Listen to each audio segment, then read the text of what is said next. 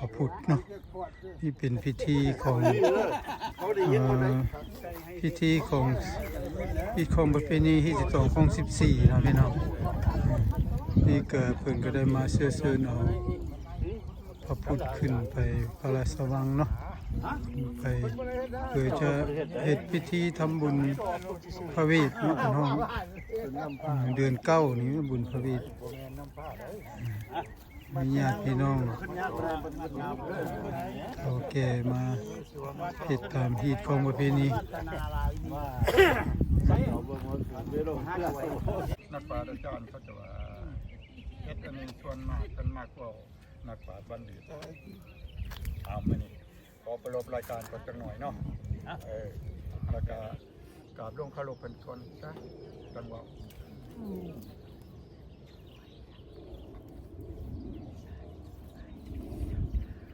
โอกาสได้เป็นเด้อจะสมัยของในข้ามาลัทนายมนต์ยังพระพระพุทธเจ้าเจ้าของศักดิ์สิทธิ์ต่อไปพวกน้อยทั้งหลายและพวกการทั้งหลายทั้งทราบว่าพวกเฮาเนี่ยสิได้เว้าไปตามจุดประสงค์ตามที่พ่อเข้าใจและก็เบื้องต้นในการนั้นเฮาไหว้พระแต่บ่แม่นว่าเงาธรรมดาท่านครับท่านมีใจว่ามาขออาราธนานิมนต์ยังพระอุปคุตเถระเจ้าเป็นต้นว่าเป็นพระอรหันต์อันศักดิ์สิทธิ์ยิ่งกว่าพระอรหันต์ทั้งหลายเบื้องต้นก็คือข้าพเจ้าว่าอรหันต์ต่อไปแล้วก็จะได้กล่าวอาราธนานิมนต์ยังพระอุปคุตเป็นเถระเจ้าไปเป็นสมุขประทานในงานบุญมหาศาลหรือว่าบุญพระเวทแสดงเป็นเนาะต่อไปในการสาธุนะโมตัสสะภะคะวะโตอะระหะโตสัมมาสัมพุทธัสสะนะโมตัสสะภะคะวะโตอะระหะโตสัมมาสัมพุทธัสสะนะโมตัสสะภะคะวะโตอะระหะโตสัมมาสัมพุทธัสสะสาธุสัมมันตาจักขวเรสุอัตตากัจฉันตุเทวตาสัทธมังมุนีวรจัตตาสุนันตุสักขะมุขทังสักเกกัมเมสะดุเตสิริสีขรตเตจันตริเกวิมานิติเตระเทสังฆเมตรุวนะขะเนวัตลาวธรรมสัญจาวตุงหิเขเตปมาจยันตุเทวาสัดชาดวิสัมเมยักขาขันธปนาคาจิตทันตาสันติเกยังมุนิวารจนังสาธุโกมิสุนันตุธรรมัสสาวนาคโลอนามัตตาธรรมัสสาวนาคโลยมทันตาธรรมัสสาวนาคโลยมทันตาสัพพุอุปาสาสุนันตุพนโตเยเทวาสมกัตตาดุลาเทพดาจักทั้งหลายไม่มีอากาสาเทวดามเหสกขาเทวดาอากาคาเทวดาโดยหอบในขอบเขตจักรวาลไม่มีเทวดาหักษาวัดวานัสถานที่นี้จงสาวาภูมิขาทั้งหลายไม่มีพระสงฆ์เป็นเขาภายนอกได้แก่ประธานจัดงานบุญเฉลิมฉลองหรือว่าบุญมหาศาลสัตย์ชาดกเป็นมณีได้ของเที่ยงเยี่ยงหนากันน้ำดอกไม้โคเทียนเพื่อมาอาราธนาอัญเชิญยังพระอุปคุตเถระเจ้า ไปเป็นประมุขประธานในงานบุญมหาศาลต่างนี้ดังนั้นขอแจ้งข่าวเปล่าพระยังเทพเจ้าเราเทวดาจงมาแช่สอนสัตุการปัตตานุทนาหัวบุญหักษาศีลอาราธนาเชิญของเที่ยงเยี่ยงหนาของผู้ขาทั้งหลายเพื่อค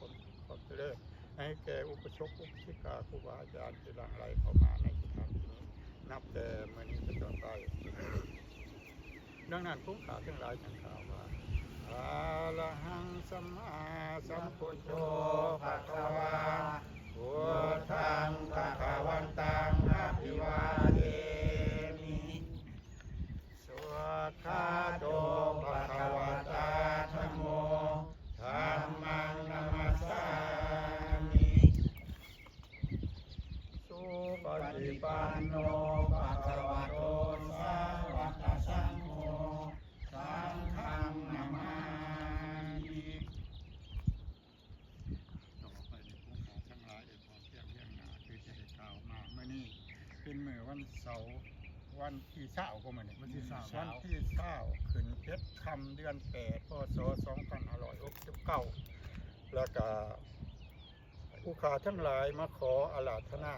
อัญเชิญหรือว่านิมนต์ยังพระอุปคุตเถระเจ้าไปเป็นประมุขประธานในงานบุญมหาศาลฟังนี้พร้อมเพียงเฮียงหนากันแล้ว หน่อยกันขออาราธนานิมนต์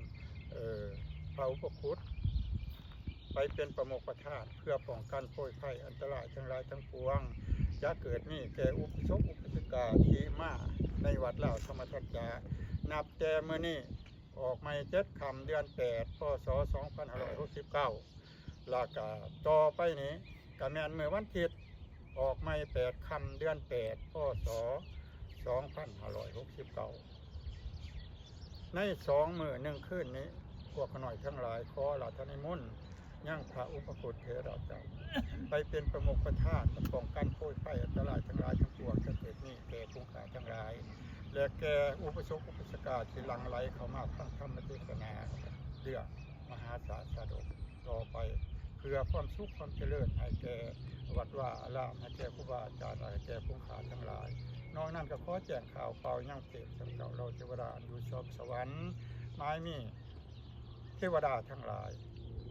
จงเขามาเสส่องสัตุกันนอกนั้นก็ขอให้เทพเจ้าเราเทวดาไปแจ้งข่าวเปล่าให้พุทธบริษัทผู้ใจบุญทั้งหลายให้ลังไหลเขามาทำบุญทำทานนับแต่มื้อนี้มื้ออื่นทั้งธรรมเทศนาก็ขอความสุขความเจริญต่อไปอุกาสวรรณธามิพันเตเสติเกติยังสัพพังสัพพทาธาเนสุปฏิทิตังสาดิลิกาสาตุมหาปุถเทมพุทธโลปังสักลังสัทธากายสาวจสามนัสสาเจววันธาเมเตตถาคเตสยาเนอาสาเนธาเนขมเนจาปิสาปาทาสมุทฐานุเอกามาโลเตสะมาโลสาธุสาธุสาธุอุปคุตโตจะมหาเทโลสมุทฐานุเอกาวาโลคุณขาทั้งหลายได้มาขออาราธนานิมนต์ยังพระอุปคุตอุปสมอุปสกาเป็นต้นว่าโลละกาไทยที่ไทยมรณะไทยว่าโนไทยเป็นโอนเป็นโออรัตพิธีซื้อเซินกันแล้วเนาะพี่น้องบัดนี้เพิ่นก็สิเอาพระพุทธขึ้นไปพระราชวังเพิ่นน่ะเนาะพี่น้องมองนั่งของเพิ่นเพิ่นก็พากันแล้วพิธีซื้อเซินน่ะเนาะแล้วก็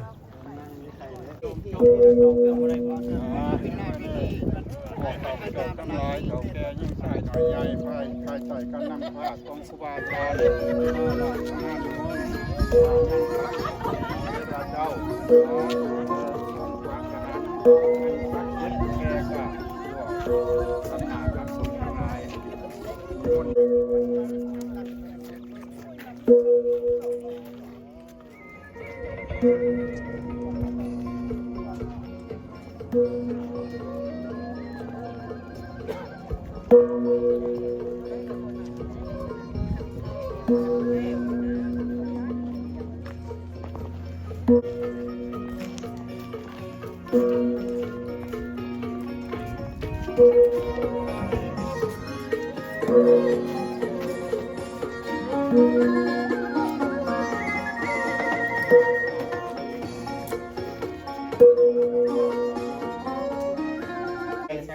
พังอปลาทังขมัทเมพันเตมายากตังปุญญังสามินาอนุโมทิตาพังสามินากตังปุญญังไม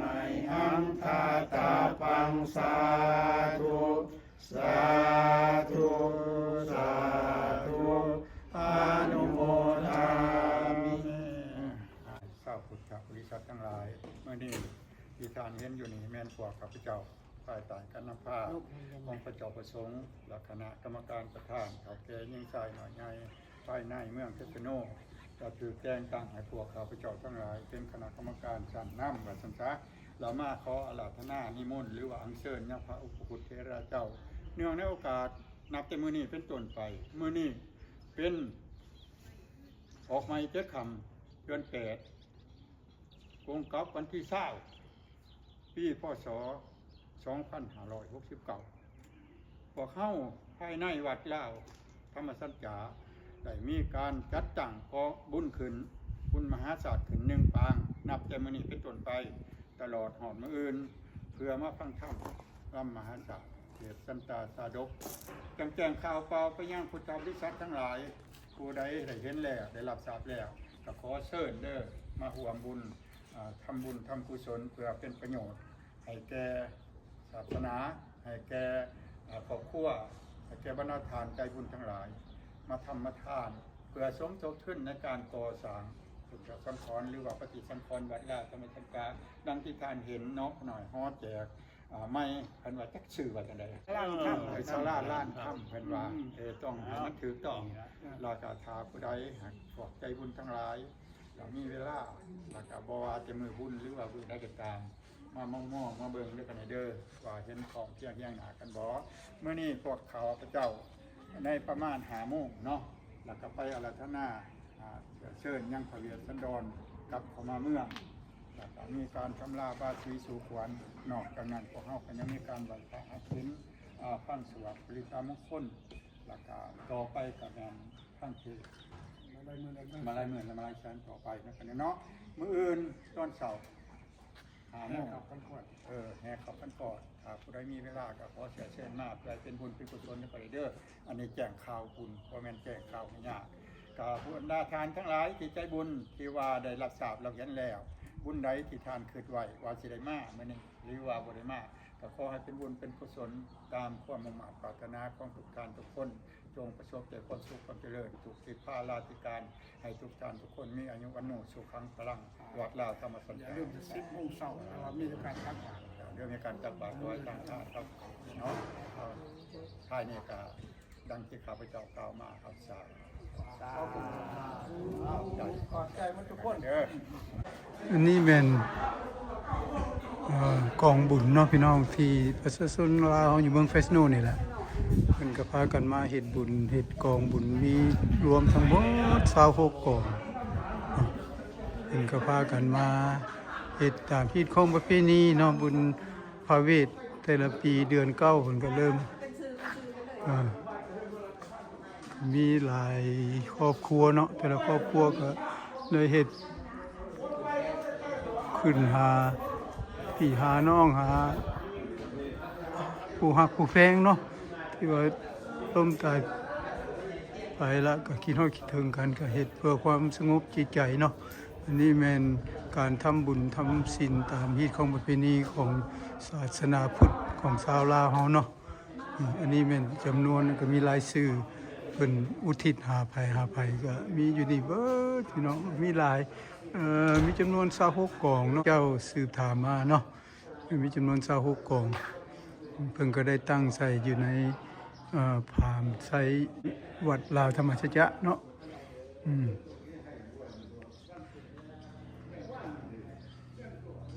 อันนี้ก็เป็นรายชื่อของเพิ่นที่ว่าอุทิศหาภัยเพิ่นก็เขียนใส่หั่นเนาะนี่เป็นระเบียบเรียบร้อยเนาะนี่ก็แม่นอยู่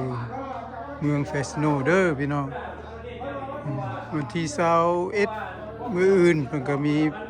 พิธีการตักบาตรเนาะ